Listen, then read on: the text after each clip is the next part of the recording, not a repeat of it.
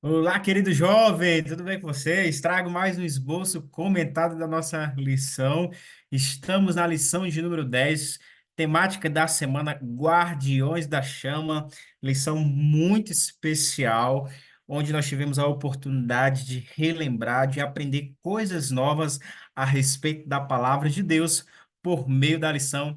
Vamos então a mais um esboço comentado da lição. Na parte introdutória, queridos, trago a tirinha da semana. Eu gostei muito dessa tirinha, porque ela conseguiu, assim, resumir a lição de forma perfeita. E aqui na tirinha nós temos Jesus passando a ideia, passando a chama, a tocha do Evangelho da Verdade para Paulo. Na sequência, Paulo passa para Martinho Lutero para John Wesley, John Wesley para Guilherme Miller, Guilherme Miller para Ellen White e Tiago White. E por fim, mas não menos importante, Ellen White e Tiago White passa a tocha, a chama da esperança do Evangelho eterno para mim e para você, jovem. Que grande responsabilidade está sobre os nossos ombros, né? Sobre a nossa vida. Que grande responsabilidade que eu e você, jovem, possamos honrar e que essa chama, da chama do Evangelho eterno, não venha se apagar em nossas mãos. Que Deus te abençoe e seja muito bem-vindo para mais um esboço comentado da lição. Texto-chave, Apocalipse capítulo 12. Apocalipse capítulo 12 é um capítulo muito importante do livro. E nós temos, querido, na verdade, não apenas uma, mas duas grandes perguntas da semana. O que significa ser um remanescente nesses últimos dias? E a segunda, como você pode contribuir para a missão? Vamos ao esboço. Nosso esboço está estruturado em quatro tópicos, sendo o primeiro vitória ou derrota, segundo, luz divina em meio às trevas, terceiro, desafio do fim dos tempos, quarto e último, mas não menos importante, vitória sangrenta. Então vamos ao primeiro tópico, vitória ou derrota. Apocalipse capítulo 12 apresenta, queridos, o dragão e o remanescente. Ao lermos o capítulo, ao estudarmos o capítulo, fica evidente a obra do dragão e a resiliência, a firmeza dos remanescentes. Apocalipse capítulo 12, queridos, a cruz derrotou definitivamente a rebelião de Satanás. Satanás, no entanto, não desiste facilmente e ele declarou guerra aos filhos de Deus. Uma vez que ele perdeu o conflito com Cristo, ele declarou guerra aos filhos de Deus.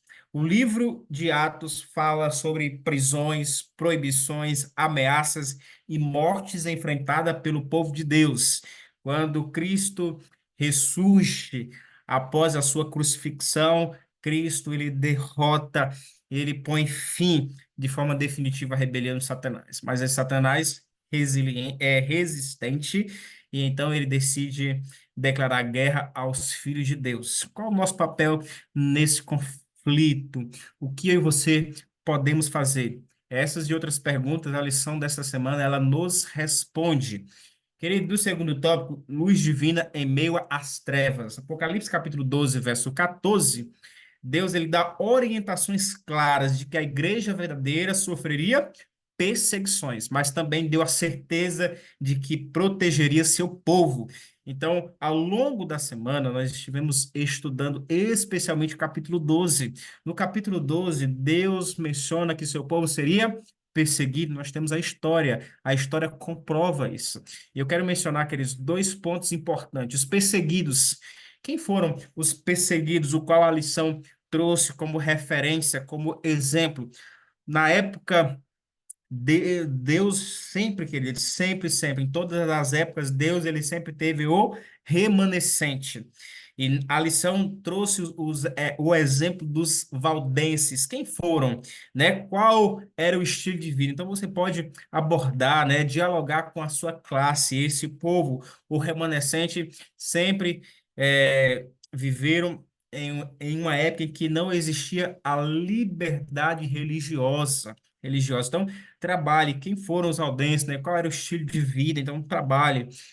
O outro ponto que eu quero mencionar e destacar é os perseguidores, né? Qual foi o poder que perseguiu o povo de Deus durante os 1260 anos, né? Quem foi esse poder? Então, trabalhe com a classe, enfatize, esteja de olho nas profecias. Ao longo da história, Deus sempre preservou um remanescente fiel, mesmo em tempo de declínio espiritual e apostasia. Esses remanescentes foram usados por Deus para restaurar as verdades da sua palavra e para chamar as pessoas de volta ao seu caminho. Então, Deus ele sempre teve um remanescente que não se dobrou ao sistema, mas que perseverou para restaurar as verdades da palavra de Deus que até então tinham sido jogadas por terra.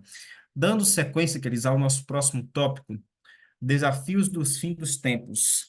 Se você está de olho nas profecias, nos tempos proféticos, nós sabemos que nós estamos no fim dos tempos e nós temos alguns desafios.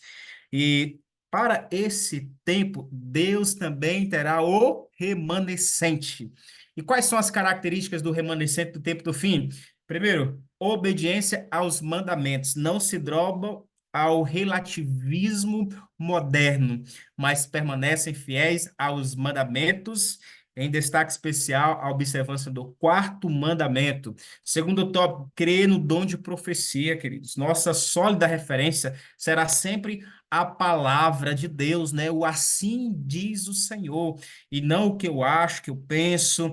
Descarte os achismos, né, modernos e permaneça com a sólida referência que é a palavra do Senhor.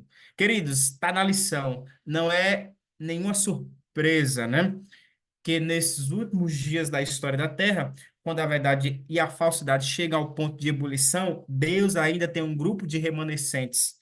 Assim como fez no passado, Satanás tem interesse especial e maligno por eles. O inimigo está irado e quer esmagar aqueles que se opõem a ele. Assim como Deus teve o remanescente no passado, e o remanescente no passado sofreu perseguições, dificuldades, mas permaneceram fiéis na palavra, porque a palavra de Deus será sempre a nossa sólida referência, o assim diz o Senhor, nos nossos tempos modernos e ao qual nós estamos, né? E acreditamos que também o fim dos tempos. Deus ele também terá o remanescente que seja fiel. Jovem adventista, jovem do Senhor, mensageiro do Senhor, percebe a importância, a nossa relevância que devemos ter para os nossos dias?